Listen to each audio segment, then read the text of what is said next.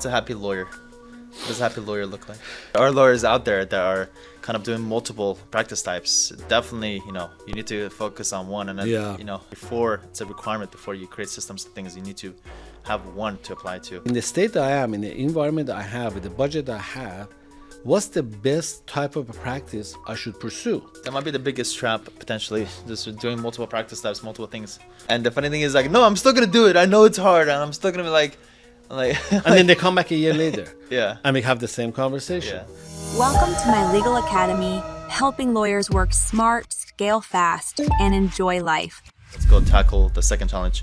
Can you share how we're also talking about exploring this in the startups, nations, and kind of incubating the programs, how that plays out? Sure. Incubation has always been a thing in the industries that I've been at, because again, incubation is really mean testing, but it's more of a controlled environment testing, but it's a test. And incubation, when it turns into a self-driven, independent entity, then they pass the test, basically. So the incubation that we started up in the legal industry is a whole new concept that is every time I talk about it, everybody goes, oh, wow, I never thought about that. We take attorneys who we feel that they're confident and they're strong and they're committed. And we basically say, okay, you want to have your own law firm? Great. Your challenge is always, I don't know how to set it up, how to run it, how to make it succeed and so forth. Well, we know. So we do it for you. And then the next challenge is, I'm not sure if I can afford all of this. Don't worry about it. We afford it. We put all the investment in. You just stay there and under our management, do what you do, you went to school for. You do the lawyering. We do everything else. End of the day is your own practice, is your own law firm. We're going to hand it over to you when it's done. And sometimes it takes 3 to 5 years to establish a successful practice. So we are along with them, managing and providing resources until it's done. So that's the incubation of a law firm. Is that part of our long-term vision together, Hamid? Absolutely. I think we can have several law firms in every state in several different practice areas. And essentially, it's just us launching successful practices based on the proven formula. It's not like a traditional ways, again, when people were just, okay, I finished law school, or I work in this law firm, I want to go on my own. I just pick a name, put my last name on it, which I'm totally wrong, don't approve of people's last names on the law firms. I like generic names. And then I start getting clients. And the first trap that people fall into, and I get in my office almost every day, they come out in the out of the law school, they pass the bar, and then friends and family start referring them cases. Is a worst trap, because they get used to it, that they think they got the cases for free because my cousin gave them to me. Or it's money. And then it screws them up because they sign up 5 different practice types. They're doing a personal injury, employment, workers' comp, and they review some contracts.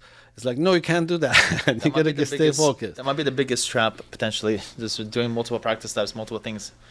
I call it the opportunity lawyers. Whatever that comes my way, I do it because I know how to do it, so I could do it. So I might as well make some money. Yeah, I always look at it as if you ever done any sort of a contract work in your home, the first guy that comes in as a contractor says, yeah, I can do plumbing, I can do electrical, I can build a wall, I can build a bathroom. And I'm like, oh, God, I got to get rid of this guy because there's no way in heck that he can do all of this. Yeah. Right? So you get a specialist, I get a flooring guy, and I get a plumber, and I get an electrician. Then I'm pretty sure I can build up a house. So yeah, it's the biggest trap when they come in and their friend and family, and then they get hooked on it. It's like a drug. Then they're sitting back waiting for the rest of the friend and family to continue feeding them. They just don't know that that's going to end, and the next person who in that group setting becomes an attorney is going to get the rest of them from that point on. So it's a trap. It's a trap, and probably working harder they need to be, because now there's a lot of inefficiencies in the system. You have to do a lot of the work yourself. You can't systematize things, automate things when you have so many things going on. So yeah, there are lawyers out there that are kind of doing multiple practice types. Definitely, you need to focus on one, and then that's the way to. Before it's a requirement, before you create systems and things, you need to have one to apply to. And I get all the people this all the time. The people that join our program, that get exposed to the whole world of client generation. It's yeah, this is amazing. I'm gonna do this for this and this, and I'm like, no way. Yeah, no way. Don't even. I know you you could try, but no, don't even try. Don't even try because it's just you're shooting yourself in the foot. Right. The first analysis they should do when they want to get into the field of law, other than that people are very set about the specific type of practice they want to do, like since they were in high school, they want to become a criminal attorney or they want to become a family attorney. Those are comes their passion. As soon as you come out, focus on that, establish it as such, and move forward. The other half that doesn't matter, they just want to be in the business of law, they got to do a research and find out in the state that I am, in the environment that I have, with the budget that I have, what's the best type of a practice I should pursue? Because I don't care if I practice employment or class actions or family law, whatever. I just want to be a successful practice. So let's do research to find out how competitive it is, what kind of financial benefits you can have, what kind of a budget you need, what kind of commitments you need to have, and then pick that and go with it. Yeah, and that's a big elephant in the room that none of people talk about, is that there are better practice types than others. And me and you are sitting on that information, but we know the values and the marketing costs of things, and we know the systems and the teams that it takes for each, like so many different types of practices there are. And it is trade secrets kind of information. Absolutely, it's a big thing. Yeah. It's a very big thing. People come to my office and say, younger guys, maybe 2 or 3 years out of the law school, and say, I want to open up a PI firm in California. And I'm like, oh, no, please not. There's not one more. We can't have another one because it's extremely saturated. And the funny thing is, no, I'm still going to do it. I know it's hard. And I'm still going to be like. And then they come back a year later. Yeah. And we have the same conversation. Yeah. I said, how can you help me? Well, there's things that I can't help you with. When the saturation in California with the PI is that extreme, unless you actually go and bring a bag of money that you can spend millions on spending on getting cases, I can't help you because it's saturated. But no, you want to do a PI in Arizona, in Georgia, or South Carolina, man, I can make you rich. But you have to be willing to do that. I think the biggest factor, and I think about it, is your where you are, your geographical location. It starts with that, and then second, I would say the numbers behind the things, the value per client, the demand for it. The cost of client acquisition is the most important thing. You're basically buying everything.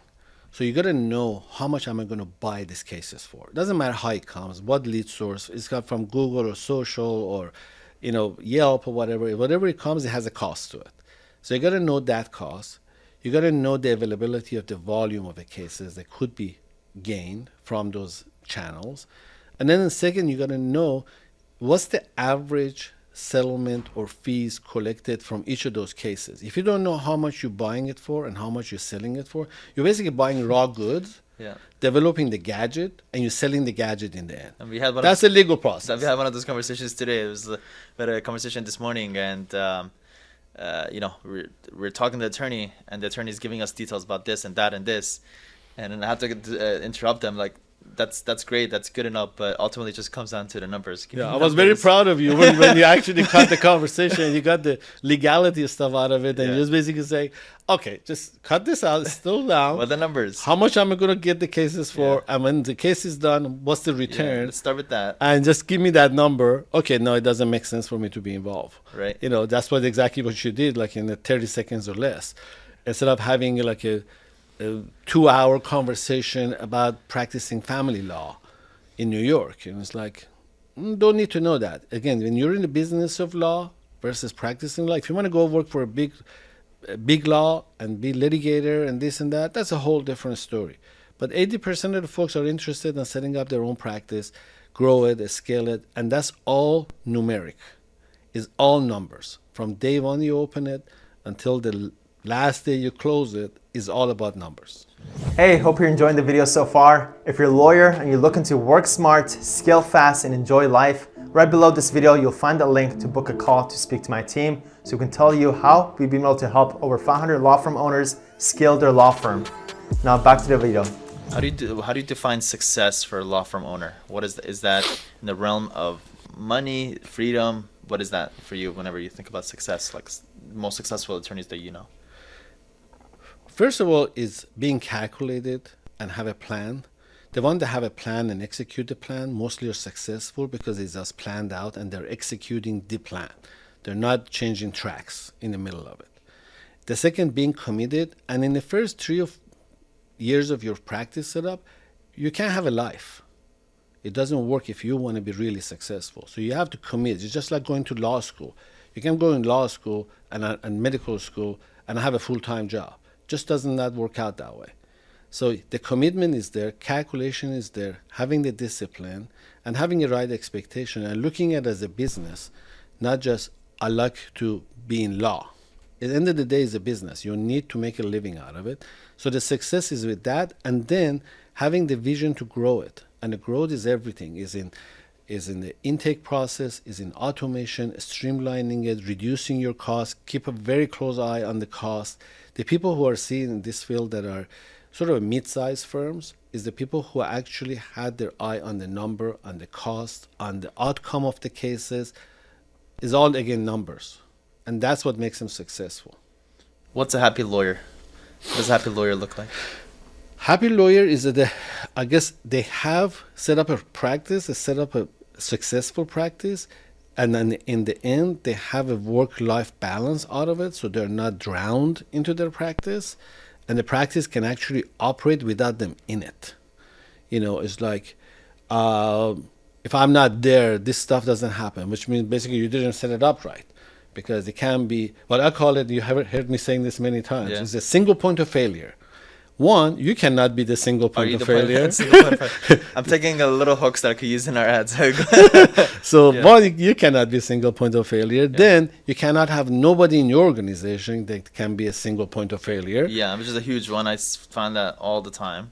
Everybody tells me, yeah. I got that amazing person who's sending my clients. I'm like, that's the worst news ever. Exactly. It says, I have this case manager that I don't know what would I do if she ever leaves. Oh my God. Okay, well, you hard jobs. Yeah. Or I have this attorney, this litigator. Man, if he ever not here, I don't know what to. That's terrible thing to say. It's like you will never find a successful company saying that. Everybody's replaceable. You need to have insurance policy. You heard me saying that a lot too. Insurance policy about everybody. Last year we've been just building an insurance policy. Yeah, it's just keep building the insurance policy. And some insurance it just expires on you, even though you have an insurance policy. But yeah, you have to be prepared for those things, and that's what makes it a success. And not just having this big settlements. Oh, this guy had an $8 million settlement.